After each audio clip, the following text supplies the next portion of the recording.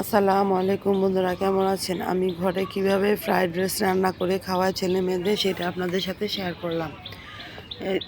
গরম পানি করে এগুলা শাহি জিরা দিয়ে একটু হালকা তেল লবণ দিয়ে চালটা সিদ্ধ 80% সিদ্ধ করে নেব।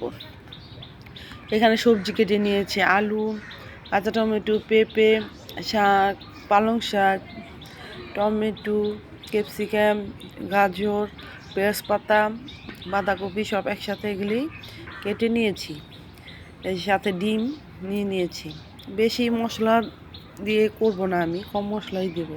একটা স্টার মশলা দেব আর এই যে ম্যাজিক মশলা দিয়ে এটা করে দেবো। হাতে তৈরি করা ঘিটা দিয়ে দিলাম, ঘি দিয়েই করব। ঘি সাথে একটু তেল মিক্স করে পেঁয়াজ, আদা, রসুন সব এগুলি একসাথে ভেজে নেব। সবজিটা হাফ সিদ্ধ করে রেখেছি, হাফ একটু সিদ্ধ না করলে এই সবুজ সবুজ থাকে না। যাই হোক, যে ডিম দিয়ে দিলাম, ডিম এর মধ্যে দিয়ে ভাজা ভাজা করে নেব।